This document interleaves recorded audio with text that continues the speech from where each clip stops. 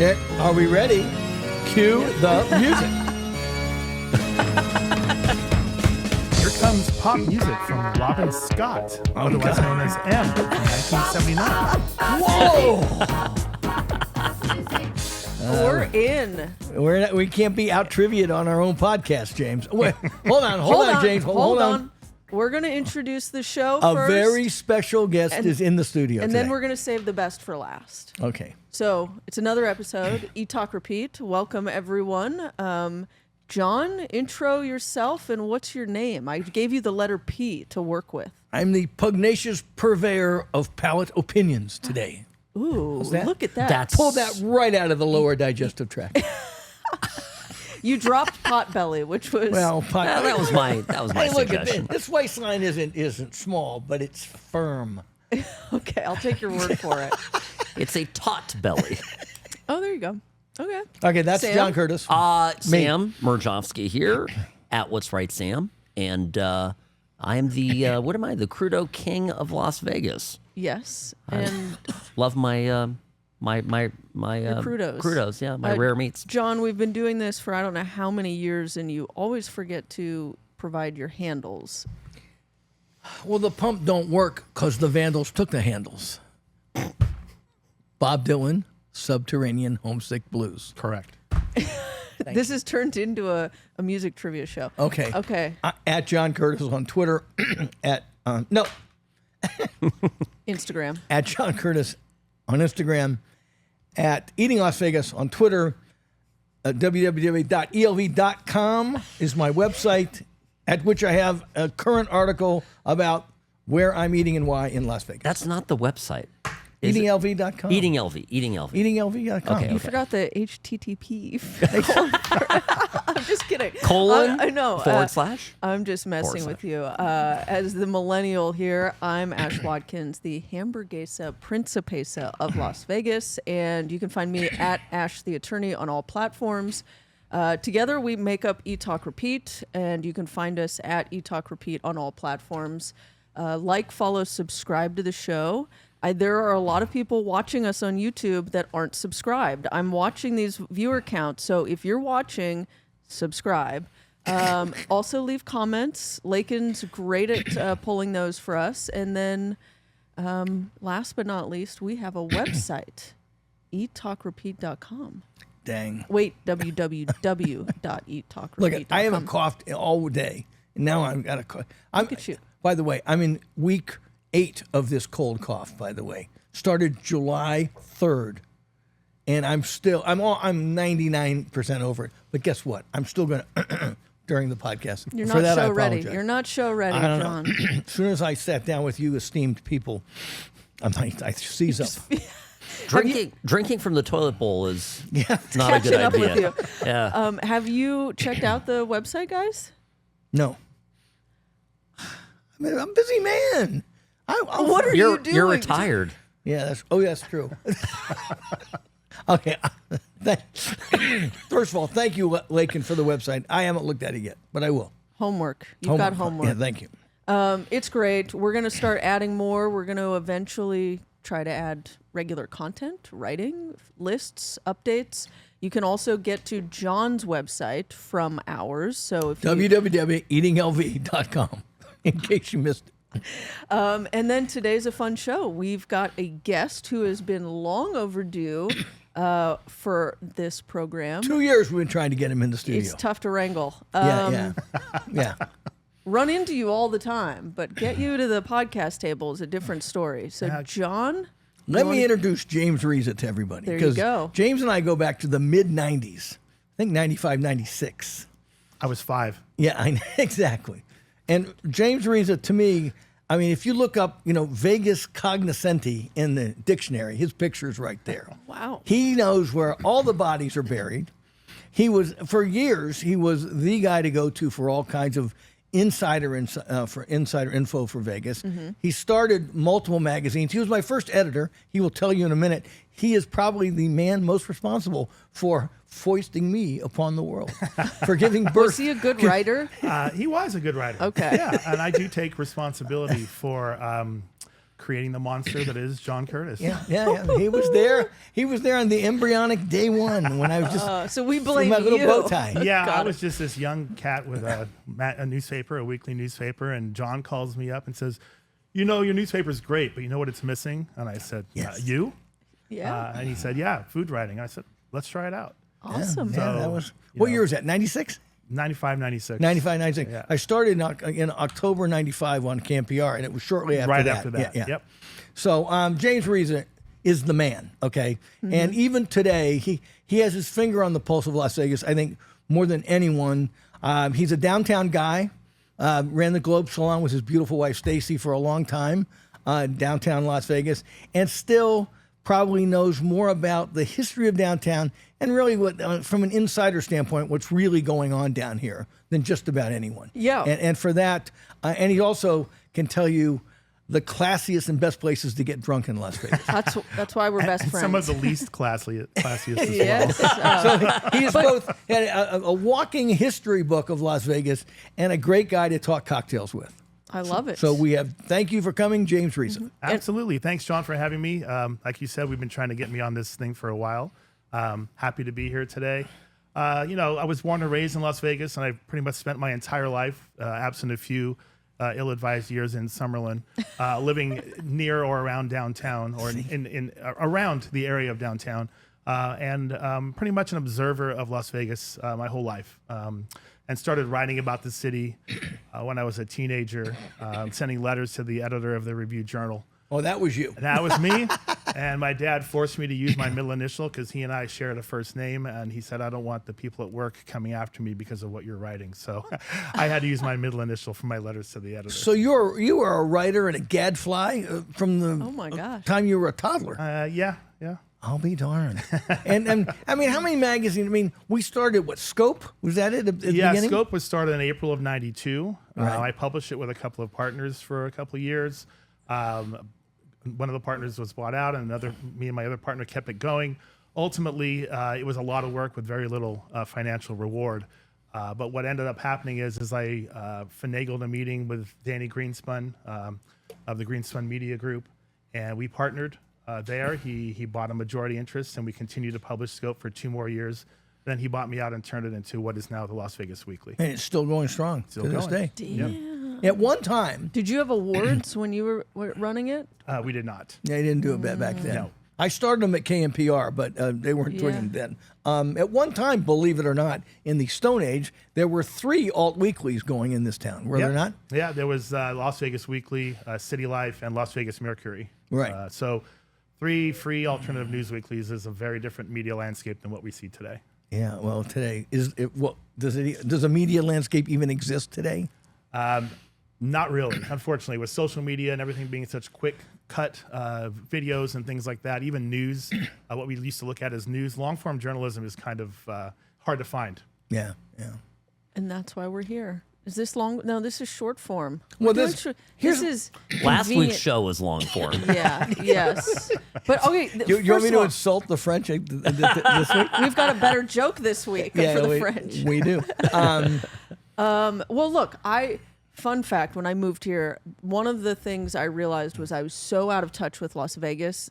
So I got on my Twitter, I reactivated it from 2014 or whatever it is, and started following all these Vegas people, entities, John, and then you, because your handle is at Authentic Vegas. And That's correct. You had great content. It was like to the point. It was a lot of old school history, local, downtown. So you kind of really were a great asset to me figuring things out. I still haven't gotten there. I'm still learning day in and day out, but it was really nice to have you just kind of reading your posts and seeing where everything's at. And so one of the reasons we have you on is to go over a couple things we're seeing, at least I'm seeing all over Twitter, that Vegas is down. There's no longer a value. It's just a gouge market.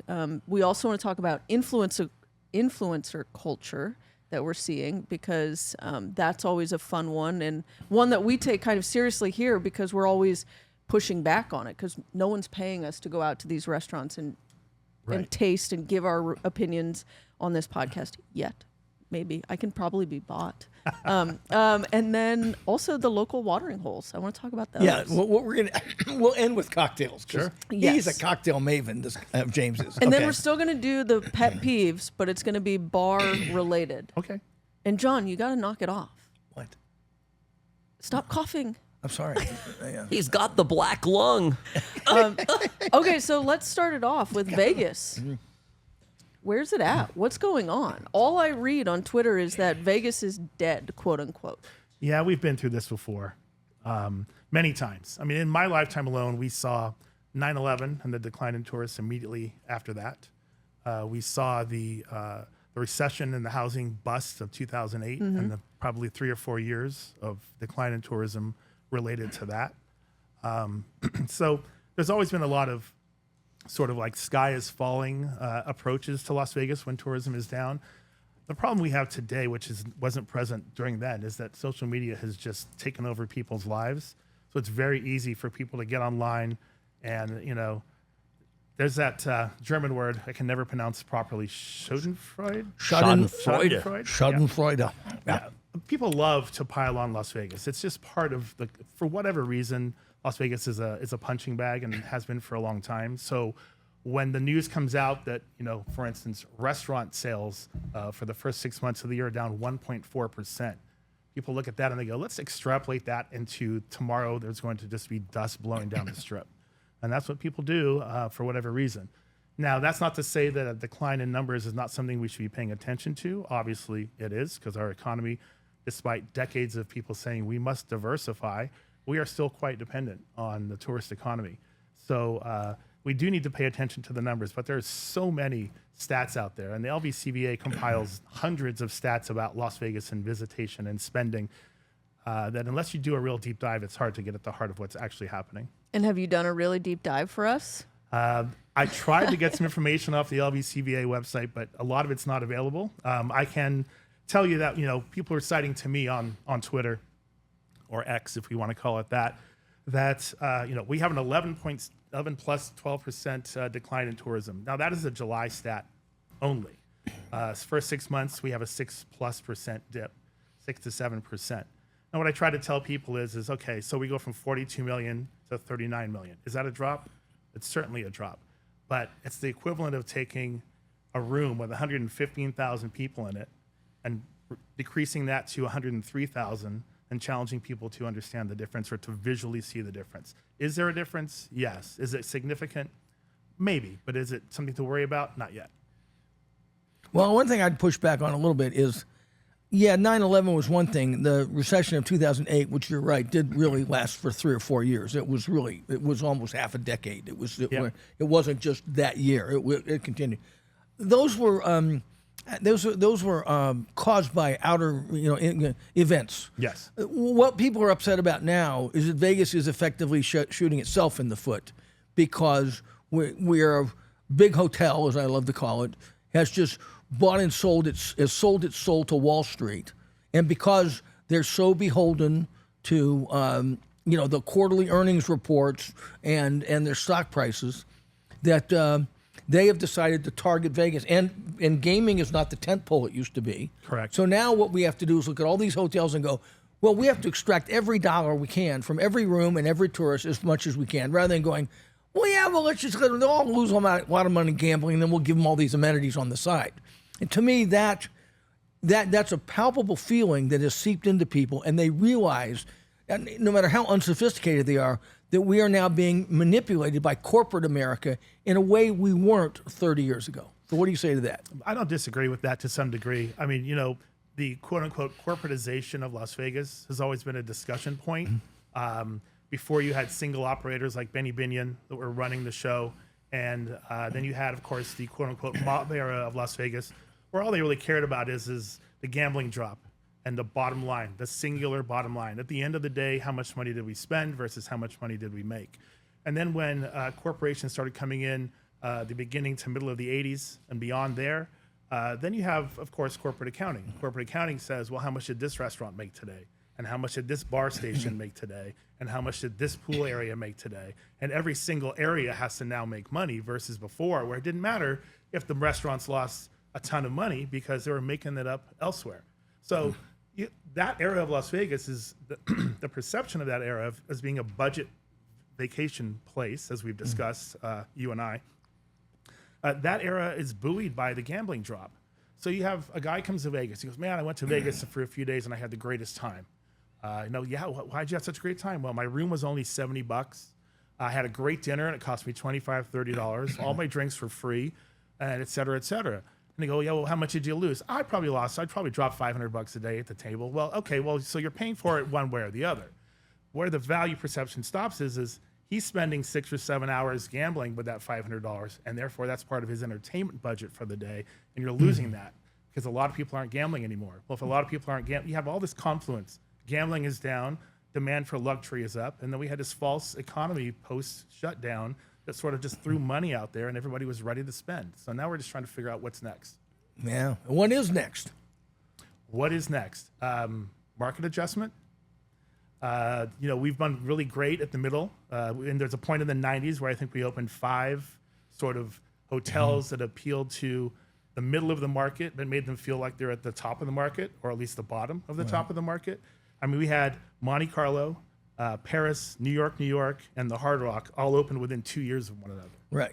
And And those they're mid-market places. Those are mid-market places. Yeah, Now, right. they can be fancy, they can be nice, you can have a nice meal. There's some nice restaurants at all of those places, particularly when they first opened. Well, the Hard Rock's gone, but the point stands.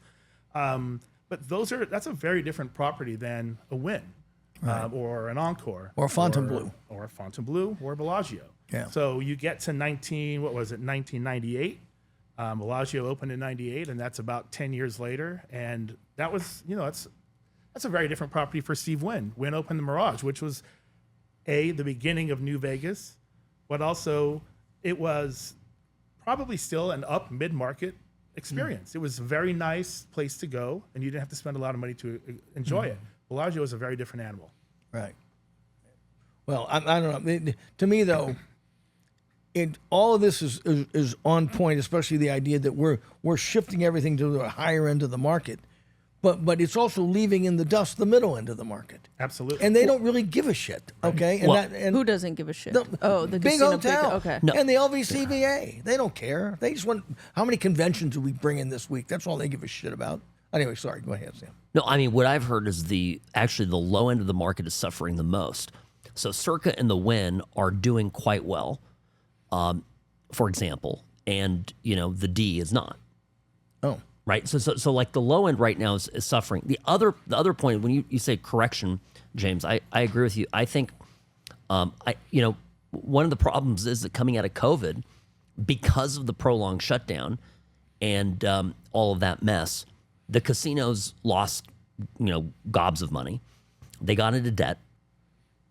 And to get rid of some of that debt, they sold their property. They sold their physical buildings to Vici and other, real estate investment trusts, and now they're tenants in their own buildings. And you've got all these annual escalators, and they're paying all this money, so they couldn't deliver the value experience, even if they wanted to. And I think one of the things that will have to happen is somebody somewhere is going to. I don't go. One of these loans is going to go belly up. One of these deals has to go bankrupt, and everything has to get Wall Street is going to have to take $1 billion or more write down on a few loans and help find that new equilibrium. I think so too. I think that casino resorts with their unlimited gaming licenses selling off their own land, probably one of the worst things that I've seen in the history of Las Vegas, because you go from, like we discussed earlier, the bottom line, the one bottom line is all that matters. And then you go to corporatization where every department has to make money. Now you're basically competing with yourself. You've got your property, but you're leasing it from somebody else. And having been a business person in long lease situations and always dreaming of owning my own property, I know the big difference. Because when you're leasing your space, or if you own your property and you operate your business there profitably for a period of time, say 15 years, and you get toward the end of that 15 years and you say, you know what, I'm going to sell the property and lease it back for the last 5 years I want to be open. Well, you see the end. You're preparing for the end. And I really would hate to see that say that like MGM and these corporations are preparing for the end But sale of their own land was a major mistake in my book. A huge mistake. But I think it's just raw economics. I think at some point somebody's going to take a bath. Of course. So Vegas isn't dead. Vegas is wounded. And Yes. we're going to have to figure it out. But And- it's again broken record time here.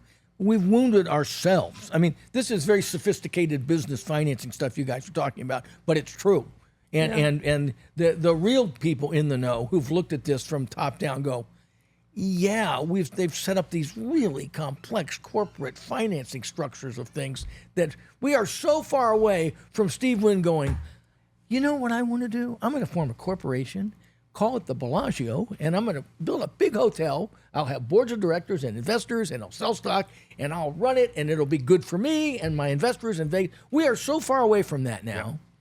That which almost reminds me of the Great Recession, where with all the what do they call it? Well, all the investment trusts and all the those deals, the stock, those housing, pension? Oh. no, those stock, the housing, The mortgages? the mortgage frauds and all Yeah. that. Subprime mortgage fraud subprime. and all Thank that you, stuff. thank you, Yeah. thank you. Just layering this shit on top of each other so everybody can make money. But Sam's right. At some point, the house of cards is just going to go like it's untenable. But I think it's Wall Street that's going to take a bath ultimately because they're the ones with the what are they going to do?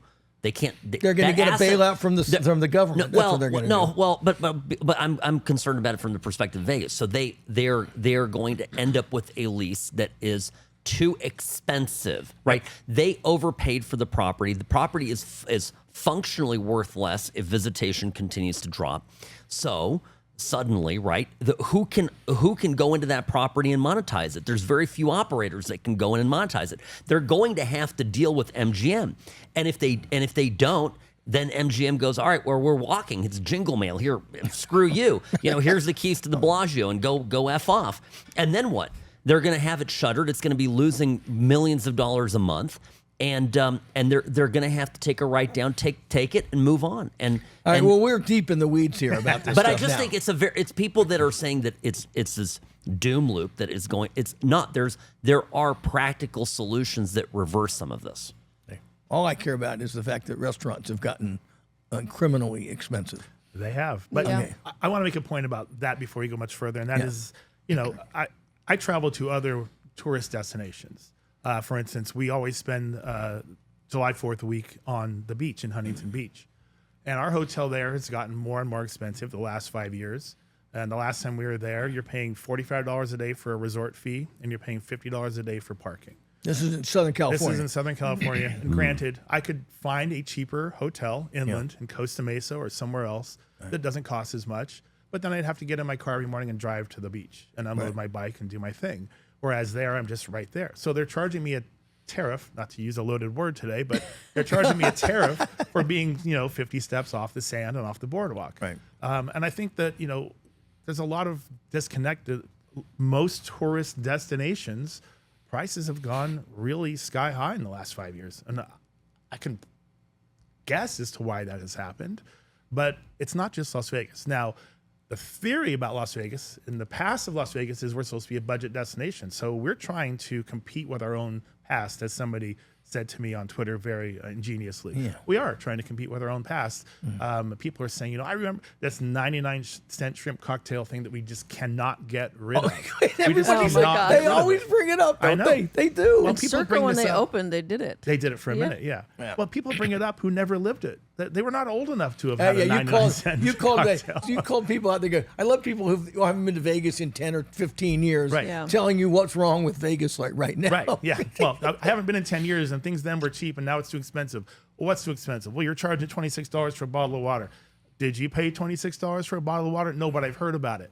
Okay, well, I've also heard about $45 cocktails at the Wynn, and I had a $15 gin and tonic at the Baccarat bar one day because my car was being worked on, and I tried to find coffee, and nowhere was open, so I had gin instead. That's a Vegas attitude. I love it. I like your style, sir. So I went into the Wynn, and I found the Baccarat bar was open, and I ordered a gin and tonic, and she popped me a nice Fever Tree and poured me a refreshing gin and tonic, and it was $15 plus tip, and people are going, "You're full of shit. This never happened. These drinks there are $25." So I literally had to go into my own Quicken and find the receipt and see it. I go, "Yes, I did." In November of 2024, I paid $15 plus tax and tip for a gin and tonic. Oh my goodness.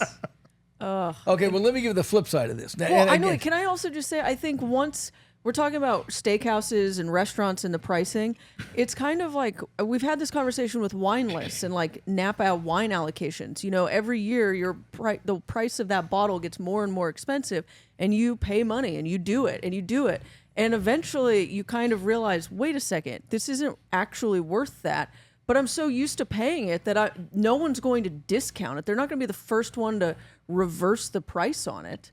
Yeah. No one's going to, I guess, negotiate against themselves. They've already trained the consumer that your filet mignon is going to be $95. Yep. And for a year and a half, everyone's doing it. So why would I suddenly decide to go, you know what? Let's give it to them for 70. No. Right. If they'll pay 95. Right. I was wondering about that. Let's say we do have another recession of some kind, or Vegas craters somehow. Not goes out of business, but just craters. Are they going to suddenly start selling filet mignons for $70 again? Yeah, probably not. You're right. You know. Well, it's an interesting point. I was reading an article the other day. There's a new cafe in the flagship Louis Vuitton store in Manhattan, and it's a third-floor cafe. It's like they do at Neiman Marcus with their cafes, but this is, I think, the first one they've done. And they're raving about it, and the pictures look beautiful. And I go, well, if I was ever to find myself in Louis Vuitton in Manhattan, I might go check this place out. But they were talking about it, and they were talking about the filet mignon, $52. So I just immediately went, that seems incredibly reasonable compared to what we see on pricing in Las Vegas. And that moment I said, okay, if a restaurant in Manhattan on the third floor of a Louis Vuitton flagship store can sell a filet mignon for $52, why can't we sell something similar? Yeah, but they're selling purses for $10,000. Well, that's true. Right. Right. That cost $40 to build to make. Right. Yeah. Okay, let's wrap it up. Let's take a quick break, and then we will come back and maybe talk about some more fun topics of influencer culture and I want to talk about stock options and multi-level Oh my gosh. multi-level financing. Sam and I will continue that off yes, camera. please. I was like, I just saw numbers going by. And then local watering holes, because that's my favorite. So we're going to start. Booze is next, folks. Yes. I'm the best. Personal injury law has been the same for a long time. The best. Big egos, greed, and sleazy schemes. We've had enough. Welcome to Sam and Ash, the new standard for personal injury law, where things are done the right way, because you deserve a team that delivers real support and results. When you have both, your whole world can change.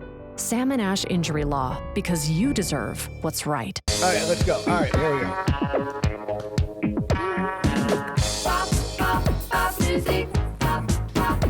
James, do you like the music?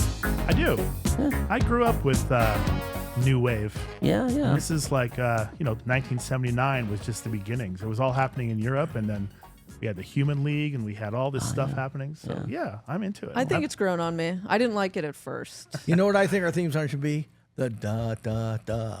Remember that? Oh, one? I do remember that. Remember that one? Yeah. Da, da, I'm guessing you're using it because it's inexpensive. We're not paying for this right now. Oh, Because we're not making any money off of this. Then why not use something else? Well, because we're not ready now to. it's now it's part of the zeitgeist. Exactly. It's whatever. We'll It's have part to of the buy vibe. it. We're gonna have to buy it. No cap. Now let's get into our next subject. We're with James Reza, James Reza. the all-knowing, all-telling oracle of Las Vegas for at least 4 decades now. Setting the bar very high. Yes. For anyone who starts their podcast right in the middle, James Reza, you've joined us at Authentic Vegas, and thank you for. Let me give you a plug about his Twitter feed too. When James, he does 2 things like a lot of us do on Twitter. I mean, he posts stuff on his own, but some days he just comments on something that other people. And the thing about James, and I'm not just shining your boots here, when he says something, he sums it up like all great writers and editors. He like makes a comment, boom, and you go, oh yeah, now it's clear. Yes, that is what, there might be 50 comments swirling around. He goes right to the heart, says it, and you go, well, that's the last word on that. And he does that more often than not. Yeah. And I mean, That's a great compliment. I really appreciate that. Yeah. that was the beauty of old school Twitter. It forced people into that character limit. It really made people get concise. So, well, here we are. Well, so he is an influencer, but like Yes, us, but a good one. a nano influencer. So let's talk Yes. about influence culture with him. You posted something recently that, Influencers are idiots yeah. because they are. Well, I don't know if they're idiots. Oh, they're idiots. Do you watch food and beverage influencers? No, I think they're preying on. There's a market for it, so if they can make money on, it's kind of like OnlyFans models. Like if you can make money off of it and you're fine with it, fine, do it. OnlyFoods. OnlyFoods. I'm not condemning them We to should hell. I'm start just saying that. they don't know what they're talking about. I would put OnlyFans models higher on the hierarchy. I mean, above influencers. I watched this myself, guy but- yesterday, and again, the Keith Lees and this Brandon Yeah. knows Vegas and the Starfishes, and I watched their stuff probably more than anybody in this room Probably. does. Okay, and I'm an old guy. I'm watching it, going, well, first of all, let me tell you, this is Brandon knows Vegas. Let me tell you about the best places to eat in Caesar's Palace, and then there's you should go here. You the good pizza, but not the best pizza. Oh, you should go. Oh, the best restaurant in all of Las Vegas is Peter Luger. Oh, and of course he has 8,000 likes and 1 million followers. I mean, it's just brainless Gerberization of information. You know what I mean? With Gerber, it's baby food. It's pablum. It's just spoon feeding shit to people that they don't need teeth to eat, or think about, and going, yeah. This guy said that. It's so stupid on so many levels. Go ahead. Well, those 8,000 likes that vapid post gets are in some way the same universe of people, the 8,000 people who are commenting, yeah, Vegas sucks, it deserves to die, it's too expensive. It's the same group of internet people that are doing this stuff because they're drawn to this sort of yin and yang. Right. Well, It's all simple mind. impulse. They want best, they want worst, they want life, they want death or whatever. And so I also I look at influencer posts and I look at the likes and the followers, and my whole blame on it all isn't necessarily on them. Yeah, sure, a lot of them have no idea what they're talking about and the content's lackluster and just nonsense. But also you have to look at the people that are liking it. They're probably someone in the middle of Kansas that is never going to get to Caesar's Palace and is like, oh man, look at that lobster tail. And so there's a kind of a back and forth of where these algorithms boost this shit. So do you hate the player or hate the game? Well, let's ask James Reza, because he's been around long enough, pre-influencer, and you've seen it. I mean, what's your opinion on this? Well, And why do they suck so bad? well, the problem, the primary issue I see with influencers is that they are doing pay for play. Okay, so back in the days before social media and back in the days before this, you could go to your New Yorker for tables for two, or you could go to John Curtas's column in Scope magazine, and you knew that if there was a recommendation there, it was coming from the heart, that this person really went to this place and they examined it and they experienced it, and they developed an opinion that was legitimately real, whether it was positive, negative, or in the middle somewhere. You're not getting that from here. So you can't go pick up, it's not like you're picking up Zagat and trying to figure that out, which was, that's almost like, Zagat was almost like the beginning of social media, because that was all culled from review cards. Right. But you're not picking up Crowdsourced. It was crowdsourced. Crowdsourced, thank you. Yes. You're not picking up a Condé Nast Traveler with its 10 best bars in America, which I read, or 50 or whatever it is, I read faithfully every year, and trying to go, oh, well, that's a shit recommendation, or, oh, they got that one right. But at least you know that Condé Nast Traveler's editors are trying to do right by the consumer. These people are not really doing that. They're trying to do right by themselves and Exactly. getting paid to do this for the company. That's what I see. They're human billboards. They're selling two things. Themselves primarily, Yep. and they're trying to sell ads on themselves to bolster themselves and the product they're promoting, and Right. and pretending they're anything but that is just, you're fooling yourself. And it just becomes part of the media noise. So there's so much noise in media now. You don't know who to trust or who to listen to. I hate it. Ugh, when you look up It's anything, your goddamn generation that caused it, Hey, and yours be too, nice. and yours too. And yeah, to be fair, don't we're leave me out contributing. of this. We're contributing to this. We're part of the noise, right? But Yeah. people have to figure out what is legitimate and what isn't. that's the hardest part about it. Whenever you want to truly find, whether it's a restaurant or a product, you go best, vacuum or best toaster oven or whatever, and you go to a website that's giving it, then they all get commission on Yeah. their links. And I go, this is such bullshit. What's your greatest disappointment of a reviewed restaurant that you've gone to in Vegas that just you go like, oh, Putting Reza on the spot. I love it. Oh, I hate to talk bad about places in Las Vegas. I get that. I've been less than Oh, overwhelmed. I know mine. You do? Was it Fuhu Burger or Fuku Burger? that? That was like, that got so much love, and it was like, Well, it's very trendy. It started Yeah. as a food truck when downtown was East Fremont was very nascent. yeah. And it was probably the only place you could eat when you were stumbling at a beauty bar at 2 a.m. And they were right As there. one does. See, As I one got did, sucked in yeah. by the influencer culture that I needed to go to get a Fuku Burger, and it was just okay. And then there was some other food truck, like 303 in the Cut or something. It might be 301. I might be getting my numbers wrong. I got sucked into Instagram. I stood in line and got it, and I go, horrible. Threw it all away. Well, if you have to stand in line, this is part that should signify something because people are there because they want to stand in line. I'm a herd. I got sucked into the herd. Life is too short. Okay, back. We're putting you on the spot here, James Reza. Yeah, what's yours? I bought you some time. You did. If you don't want to name names, just kind of talk around it. Give you the overall. I'll guess the restaurant. You don't have to name it. Yeah, you will, and then you'll make me look like an idiot anyway. So I'll just tell you. I've been, sadly and frustratingly, I've been underwhelmed by my Golden Steer experiences. You know, I don't. How recent? How recent? See, he's the year? man speaks A the year? truth. A little year ago. The Golden Steer's hype far exceeds the performance. It does. It's all hype. I mean, I'm sorry to say that. It is way better than it used to be, but as I like to say, it's still the 13th best steakhouse in Las Vegas. I don't care how hard it is to get a reservation there. It's just not that great. I mean, but it's good. They're very good at their social media. Yeah, They good kill for it. them. Yeah, they kill it, and they have done great for themselves. I am biased. Bias alert. She's good friends with the owner. Okay. I'm great friends with the owners. My whole take on the Golden Steer is it is not just a meal. Like, you can't put the Golden Steer up against a Delmonico's. I totally understand that. You can't put the Golden Steer up against Cut or Prime or any of those. It's all about the history and nostalgia, and it's a little more brutish, I guess, or like, I don't know. And I've never disliked anything I've been served there. I've always kind of just like, yeah, this is great.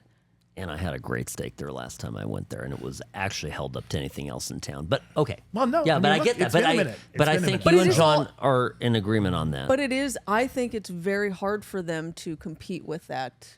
Yeah. That, Going I mean, back to your point about it, it's not just the food that you're served. Yeah. I'm 100% in agreement with you, which is one of the reasons I was reluctant to mention it. Because as an old Vegas person, I've been going there since I was a child. So, and there are other places that I could name that I know John hates and would probably laugh and fall out of his chair if I told him that I like. But they've also been around for 50 or 70 years. Like, I go to Bob Taylor's ranch house. Oh my and I've see, still never been. there you go. There you go. Here's the problem. You're though. dead to me. Here's the problem. Okay, and this is why I didn't want to name names, because I enjoyed my time at Golden Steer, and I will go back, and I do give them the value for what they bring in terms of being this historic piece of Las Vegas. I do think, however, and it's probably related to how I feel about the influencer culture and social media, that they've hyped themselves up so much that there's no way that they could live up to that hype. Yeah. You know? Good point. I Very good. just have to go and get the full like lobster tail butter trough experience. I want that once. Just let me do that once. Okay, back to influencer culture. So, is it on the wane? I mean, I really feel like, again, for an older person, but I've been involved in this food writing thing now for decades. I try to keep my pulse on it both in Vegas and elsewhere, and I'm looking for cracks in the facade almost a little bit that people are starting. That's why I put on Facebook, influencers are idiots. Of course, they're not all idiots, but there's something about that sheeple quality of people.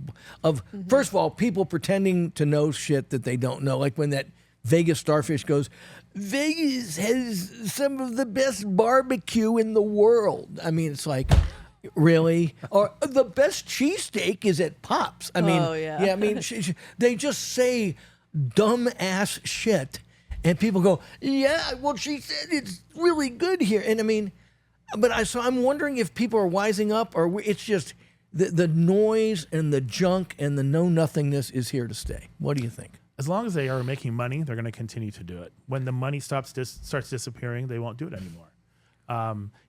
Again, part of the problem is a lot of this stuff reads like, in-house casino or resort promotion stuff from the 1980s or 1990s. If they had smartphones and digital cameras as widely available as they are now, and if social media existed, it would be like, hey, we have this entire office of, like resorts used to do, 10 seasoned PR professionals, but let's get her son or her daughter or his son or daughter to go out with their camera and just talk about how great this restaurant is, and everybody will think that it's legit.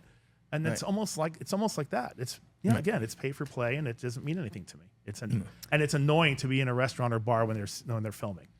Oh, yeah. I mean, it's one thing. I mean, do you know they oftentimes don't even eat the food? They just sit there and like take pictures of themselves endlessly and then don't touch anything. When you see the light, what's the circle light? The ring light. The ring light, and I mean, they're there, and and I've been out with some of standing these on chairs over their table. Yeah, and you look at them, and I kind of look. I've met some of these people, and some of them are really nice, but I kind of go, "How long have you been doing this?" And go, "Oh yeah, I've been doing it since 2018." Oh yeah. So were you into food before that? Oh no, but I figured that. But they're just in it because they can do this. Yeah. Everybody wants to produce a video of everything. If you can make money from your couch, they'll do it. And I think that's part of it. But I do think, to your question, I think there is a pushback. I've noticed more consumers want the authentic reviews more so than ever. Yeah, like they'll entertain the silly Instagram posts and tweets, and they'll look to lists, but they will do more research, and they'll go to Google reviews. They'll even still go to Yelp reviews and actually see what people are saying. They just won't buy in based off of an influencer. I think especially when you're getting into the high-end restaurants, when you're getting into spending a lot of money. Yeah, well, like that voice or that, and then I had the crab cocktail, and it was so good. And it was totally giving Paris. And then I had the steak. Don't forget the béarnaise. Oh my gosh, the cocktail was life changing, and all that bullshit. We've got to do some spoof posts. We should. You're set for I'm it. getting good. You are. I'm impressed. Because I watch so much, and my brain starts to fry. What if there was a combination of these type of reviews and OnlyFans? Like if it was just together, right? OnlyFoods, yes. I like it. OnlyFoods, but there'd be a little bit of nudity, right? With okay, here you go. Like John would show a nipple. There you go. And oh god, I'm not going to sleep at night. I think we're gonna have to. A great chest here is Ashley, are you aroused by this? No. Not at all. Neither's the food gal. She's not even here to defend herself right now. Let's talk about something that we all can agree on. What? Alcohol. Let's go. I need some. Let's talk about James Reza's bona fides when it comes to alcohol. Tell us about your cocktail quest through the streets of Las Vegas going back decades now. Well, Mom, don't get mad, but I had a fifth of gin in my trumpet case in jazz band in high school. Because, there's only one way to play jazz, and I wasn't into weeds. So, the weird thing about it, John, is that I was, when I moved out of the parents' house, and I was a student at UNLV and supporting myself and my partner, Stacy, were supporting ourselves both in school. I didn't really do a lot of drinking because there was a hell of a lot of working going on at that time.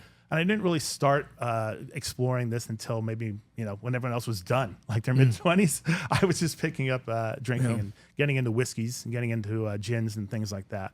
But I have spent a lot of time since writing for various local publications, Desert Companion, as we mentioned, City Life, and other publications, as well as Time Out and Condé Nast Traveler, about bars and cocktail culture in Las Vegas. So it is something that I enjoy, and I will do everything from the dirtiest dive bar to the fanciest cocktail bar. I like it all. So I recently tweeted that I think it's impossible to get a bad drink in downtown Las Vegas. Would you agree with that? Yeah. The drinks are all uniformly good. I mean, it all depends on what you like, but there's no bad drinks. There's some places that don't offer the best of service. There's some places that are more comfortable than others, but drinks wise, no, we have a really great cocktail culture in downtown. Why? How did it happen? It's because I remember when there were no. Let's put our brain cells together here. when a good cocktail bar was a rare thing in certainly off the strip. Well, certainly anywhere in Las Vegas. I mean, Anywhere Las in Las Vegas Vegas. spent decades pouring, rum and cokes and Jack and Cokes or whatever. Yeah, right. As far as my research over the years has shown, the cocktail culture renaissance or rebirth in Las Vegas began just before the Bellagio opened. I have to put my glasses on so I can read my notes.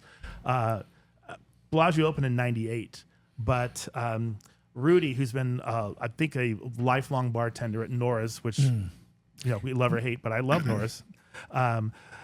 Rudy's been there from the beginning, and he was creating his own custom cocktails. And Tony Abuganim, who developed the cocktail program for Steve Wynn at the Bellagio, which a lot of people credit, no, that is the rebirth. No, he did a great job. Every venue in the Bellagio had amazing cocktails. Right. Yeah. Tony was sitting at the bar at Nora's, where Rudy had his own cocktail menu and was making a lot of the classics. This was when the nobody old else- Nora's, by Yes, the way. the original one. Where Monzo is now. Correct. Where the dining room Monzo was Nora's cocktail lounge with tables there. Yes. And we're going back to 15, 20 years now. This was 97. Yeah, 96, 97. Yeah. 97. That Yeah. was known as a local spot where he was doing all kinds of interesting stuff, Yeah. way ahead of the curve. Yeah. So I credit Nora's with bringing back cocktail culture, and then luckily enough, Tony was in there drinking frequently, and he developed the program for the Bellagio, and that's where that culture started coming back to Las Vegas. So, And then now it's just taken off. And downtown, I mean, Jammyland, I think, was like the first place to really take it to the next level. You agree with that, or was there somebody previous to Jammyland? Velveteen Rabbit. Excuse me. Thank you. Velveteen first, Yeah. like 12 years ago, Right. and then Jammyland came along right afterwards. Yep. And then it's just the snowball has Yeah. been rolling since Oh, then. yeah. I mean, we even have a brand new one that's opening or just opened. It's called I Love Pachi, I think it is. It's like a Japanese cocktail bar and restaurant on the top of Jay Dapper's building over on Carson and Las Vegas Boulevard. So I haven't been there yet, but I've heard good things about it. Have you been to the Dustland? We have. Oh, see, I was just on Instagram and scrolling through, and all of a sudden I see a post, and I go, "Where is this?" And it says Arts District. And I It's go, on Commerce and Yeah. Imperial. What is this? What is this? another bar. Another bar? Yeah. What's your favorite bar downtown? Right now, it's Petite Boheme. Yeah, Yeah. Petite Boheme is great. Yeah. What do you Saw love you so there much about it? yesterday. Yes, we were there yesterday. What do do I you- like so yeah. much about it? Okay, so like I said earlier, I'll drink. I've been to expensive, high-end places, the bank and whatnot, whatever the vault or whatever it is in the Bellagio on the Strip, all the way down to the Huntridge and Dino's. These are places I go. I won't say I go there every day, but they're not off my list. I'm a frequent flyer at these places. So you go for the Decatur Liquors, which is another institution, dive bar institution. We were in there the other day, three of us for 4 hours. I think our bill was $62. You still Wow. go to the Double Down? Not as often because I go to Frankie's. Yeah, Frankie's. Yeah, Frankie's is my yeah. place. I Yeah. can walk home, stumble. Double, home, Double whatever. Down. I once had to go to the bathroom at the Double Down Saloon, and I've had Legendary. I've had PTSD for 18 years. That Okay. explains it. I do go there. I was there much more frequently in the 90s, but I Right. do make it a point to go there when I'm going to UNLV Rebel basketball home games. And they're still doing okay. I mean, it's Oh, yeah. literally been 17 years Thir- since I was there. Yeah, so I think this year is going to be their 33rd anniversary. Yeah, I'll be done. Okay, so what do you love about what makes Petite Boheme right now sit above all like the Nocturnos, the Dobermans, Velveteen, Dustland, Prowl, Bargainza, one of my favorites. Bargainza. We've got Echo Taste and Sound. what else is there over Liquid Diet, the Stray Pirate. I mean, the they're- Stray Pirate. they just keep coming. Yeah.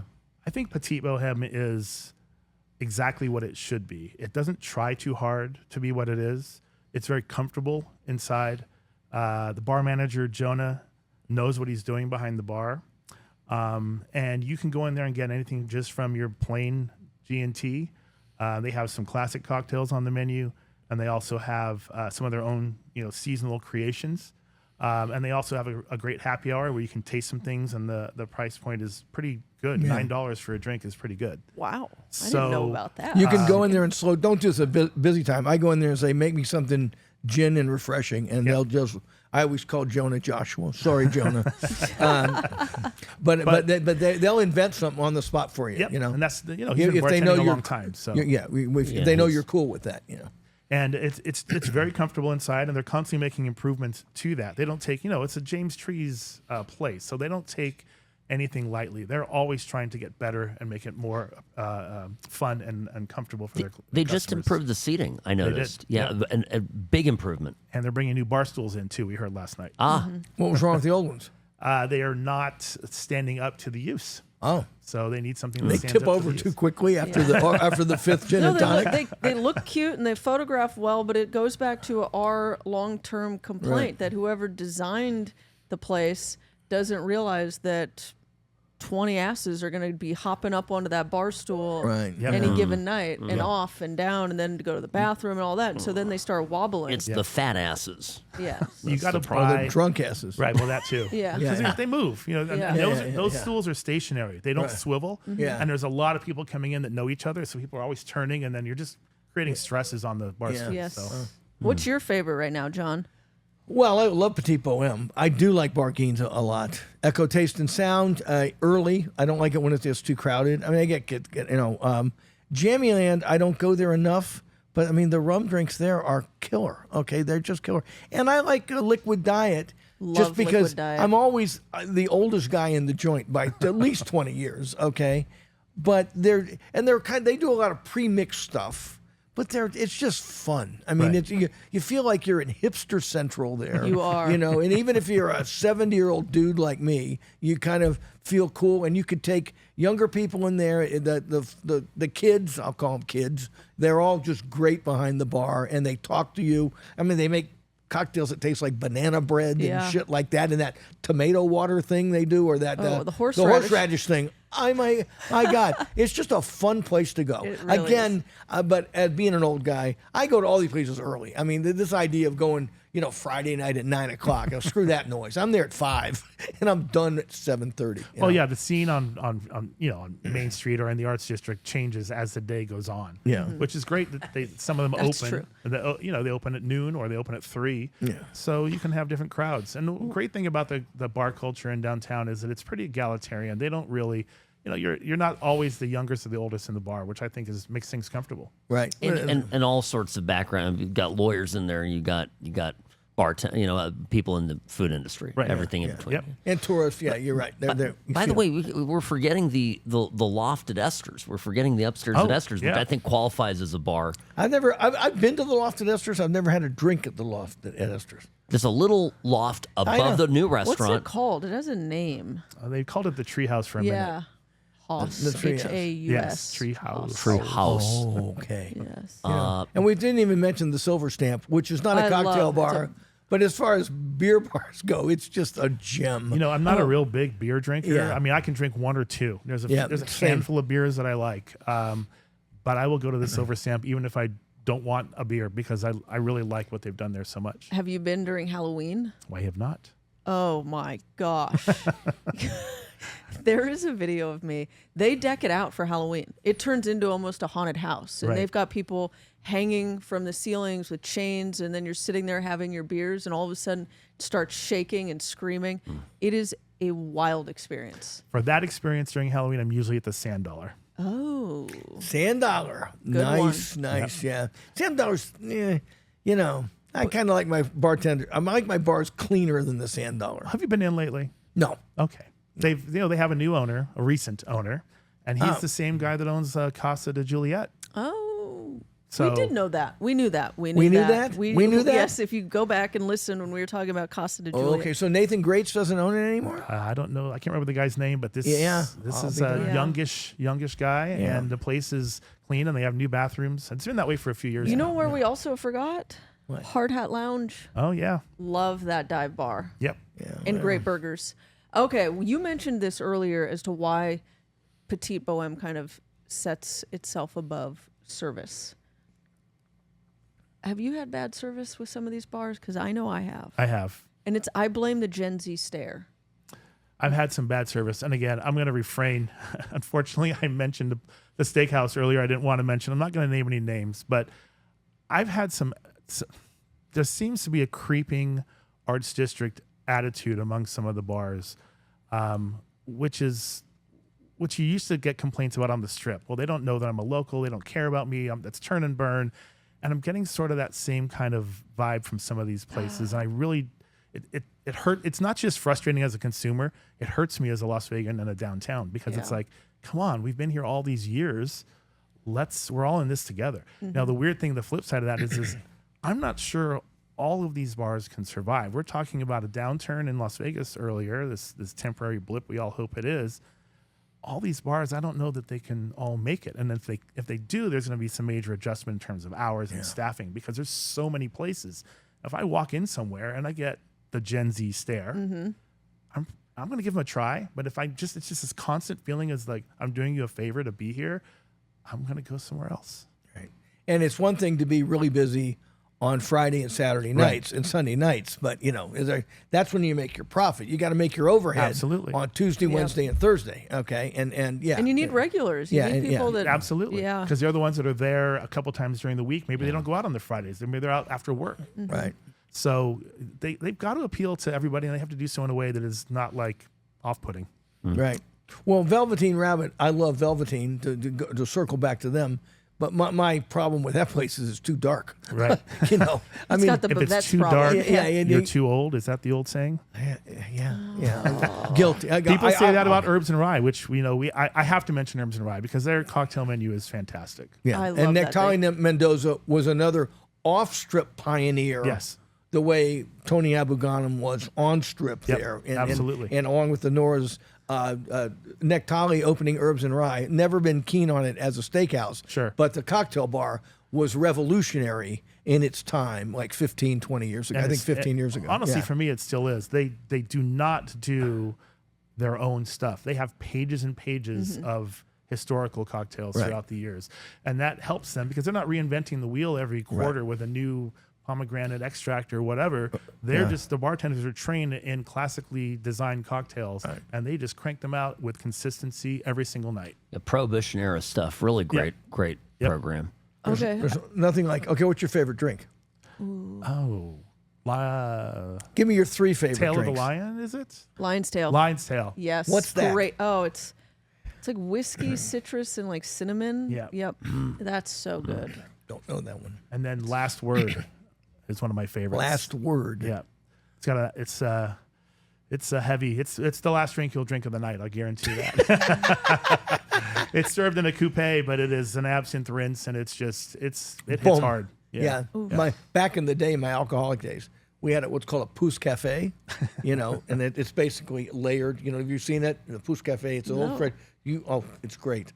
I'll look it up real quick here. They layer a bartender. You have to do it over the back of a spoon. Yeah. But you start with like green chartreuse and white creme de menthe, and then cream, and then I think Kahlua. Right. It's a green. Neapolitan in a glass. Yeah. And basically, Also sounds like diabetes. it will light you up. But when you have one, we used to call them jelly beans, but the term is pousse cafe. Yeah. You've never heard of this? No. Yeah. So Ash, I don't think you're a tiki drink fan then. Oh, that's not true.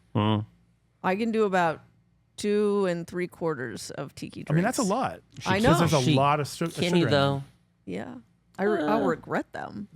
No, there's nothing better than a great tiki drink. What happened was, wow. That's a pousse cafe. It literally looks like a parfait. Yeah. looks like Jell-O. I want like a spoon. And there's like 1, 2, 3. There's usually 4 or 5 liqueurs added to it. And they can be different things. But you've got to know the order because you do it by weight. Right. So the right one sinks below the one on top. And Anyway, keep going. I love tiki drinks. I think I just was overwhelmed with a lot of people saying they could make great tiki drinks and they didn't. Right. And so then I'm not only am I drinking something very sweet, but it's just bad. Right. And so I kind of abandoned it. But no, I love them. I will go. Okay. All right. Yeah. I love Straight Pirate. Now, I've been in Straight Pirate. They don't know me there. I mean, places like Petite Boheme, some places, they know me very well. Sure. Go in there. They've always been super friendly. That's good. They'll talk. They'll talk to you all about the cocktails, when they have time. Yep. It's a lot of fun. And Yep. and you say, I'll have another Navy grog, and I'll have another Stinger, and you go, I don't feel drunk at all. Right. Wow. And then it hits you. And Yes, then you they stand up. Yeah, go boom. I'm a Frankie's loyalist. I mean, it's in my neighborhood. Yep. And as I mentioned earlier, you can walk home if you have to. But it's I would probably say Frankie's. Well, I wouldn't probably say. I will say it's my cheers. I'm there more often. If I'm going to have a drink, Petite Boheme is my number 2 right now, or if I go to Herbs and Rye for dinner. But I'm a fan. And Frankie's, man, they can pump those. You can walk in there when it's busy, and they are boom, boom. What are they, like 3 or 4 ingredients? They got it. The way they have their boom. speed well set up enables them to just grab 3 bottles at a time and go. Yeah. Wow. Yeah. Oh my goodness. All right, we got to wrap it up. But before we let you go, you've got to participate in the pet peeve. Peeve of the week. Peeve of the Pet week. peeves of the week. So let's keep it bar related. Mine, I'll go quickly. I hate when they charge you for ice. Who charges for ice? No, it happens. If you ask for it, yes. They'll charge you. If you want it on a big rock, They know a mark when they see one. Oh, no. And also, I've started asking places. I've And been then given an excuse for this. Did you want to hear what they told me? What? They said when they do, for instance, if I order a whiskey neat, that's one price. And then you get your whiskey rocks, and then you see rocks on there, $1 or whatever it may be. And the reason I have been given is because the pour is larger on a rocks pour than it is on a neat pour. That's what I've been told. No. Yeah, I it's a just little sus. That's a very clever way of justifying it. Right. If you give me a receipt and there's a line item for ice cube, I agree.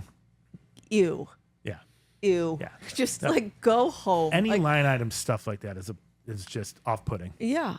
I don't care. Give me less, give me more. Like if I'm asking for I want this whiskey on a large rock, give me the original pour. Yeah. I don't care. Right. I'm not asking for more.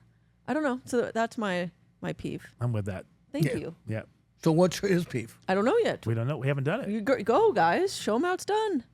What's my pet Oh, peeve? yours is when they want your credit card. Well, I've done Yeah, that one. okay. Yeah. This, They want you to pay? That is awkward. yeah. Weird. I told me, you mean people pay for food in this town? Drinks? Should have been doing it all wrong. Yeah. Yes. But that was a good one. What? That credit card. The credit card thing, it was. I'll tell you my pet peeve in bars, even in busy bars. Although I do not want to. I don't go to bars when they're super busy. If I walk into a bar and I'm happy, a place I like or anything. If they're 3 deep at the bar, I turn around. I don't care where I am. I mean, I'm going home or James, let's go somewhere else because I don't care about. I don't want to do that. But when they're sort of busy, I think bartenders, it's very nice if they catch your eye and just go, sir, a minute. You know what I mean? But the ones that look past you, it's not quite at the Gen Z stare, but it's kind of like they pretend you're not there. When and I was a bartender, a very bad one at one time in my life in law school, but I was it's very nice, just like, sir, sorry, give me a minute, okay? That's just a basic of customer service. And people go, yeah, but they won't do it. So you don't like autism? I don't. Well, you see, it's really the weird Gen to Z me stare. how many people don't do it, and it's such an easy thing to do, to just make eye contact and immediately put you in a nice relationship with the customer, even if it's going to be 5 minutes or so before you get back to them. They go, okay, the guy knows I'm here, or the girl, but they don't do it. Yep. Yeah, so that's kind of peevish, but not huge peeve. Yeah. It's a big one for me, honestly. Yeah. Because it sets the tone for service. Right. You can walk in even if you go, man, okay, I'll give you. And I was Straight Pirate. I was in Straight Pirate, and there was bar was full, but we immediately got 2 seats on the end right there. The guy came right up and went, "Be right with you, sir. Sorry." You can see, and he kind of went, "Sorry, man. Look at me. I'm swamped right now." We were like, Yeah. "Sure." We didn't give a shit. Right. Took him 10 minutes to get back to us. We didn't care. Yeah. Because he did that. All right. Sam? Nasty citrus. Ah. Like Ooh, if you're gonna have lime, You make like sure the it brown doesn't look edges. like it has cancer, right? Don't give me some just scarred, nasty, shriveled little lime. Like the brown dented on the back of the lime or the lemon. That's a good one. Yeah. That's a no. That would fall under my category of that's a solid one. Well, Yeah. even it just cut it too soon. Yeah, Yeah. You know it's been sitting there since noon and it's 6 o'clock. Yeah, it's a little dry. Yeah. Okay. All right. Non-calibrated soda guns. That. I think we've gotten to the esoterica here now. Okay, Well, go let me on. explain. Okay, So as please. a Good person esoterica. who loves a gin and tonic or a whiskey and Coke, if you're not everybody, it's this urban myth that McDonald's has the best Coke in the world. Well, the reason they do, as a McDonald's alumni, alumnus, whatever I am, worked there for 2 years in high school here. Sahara and Arville, woo! Shout out to my McDonald's. Love it. Their Coke guy came in every week and calibrated and tested their machines, and this is why their Coke is always the best. Now, if your bar isn't calibrating, if you don't have someone on staff that is doing this for you, your soda gun is going to taste like crap. There's just no way around it. It's not going to be, you're not going to have the right percentage of carbonation and water and syrup to make it taste well. And if I'm ordering a gin and tonic, That matters. it's 3 ingredients or 4 ingredients, including ice. It's gin and it's tonic and it's a lime and ice. And if that tonic is bad, then that ruins the whole drink. And same thing with whiskey and Coke. Yeah. And they're not keeping track of it. They're not taking mind of the CO2, all this stuff. It just ruins good drinks. Right. That's a good. Interesting. That's a good one. I've got one more peeve. I came with Of 2 course peeves. you do. But Of this is more. I mean, I have another if you want one from me too. No, I've got. Okay. When you're sitting at the bar, especially if you're there early, and I get it, you leave space between you and the other people, but as it starts to fill up, you have to have that awareness as a person sitting at the bar. Move over. It's now 6:30, 7:30, and it's filling up, and 2 people want that one seat between you, and you just do the right thing. All you got to do is just move your butt over. Yep. Everybody, the bartender's cool with it, and you make everybody's life easier. Don't make the new people coming in ask you. Don't make the bartender get involved. Just have some self-awareness. And if they're Agreed. not self-aware, just sit on either side of them and talk over them. Right? I like that approach. Yes. All right, James, you get the last word. James Reza gets the last word. Another peeve? Yeah. Go for it. Bags, shopping bags, purses, or backpacks on the seat next to you, and you're just waiting there, and you have to tap them on the shoulder and say, "Is this seat taken?" And then there's this awkward moment where they don't know what to do with their stuff, but you want to sit at the bar stool. Yeah. Great one. I love it. That'd be- yeah. Yes. Yeah, okay, And with on that- that, Just sit on their purse. just Well, there's a thank, dog in it. thank you, James Reza. Thanks, guys. Thank Awesome. you. on your Okay. dog. Bon appetit. Good night, Canada. We'll come back and talk stocks next time. Yes. Yes.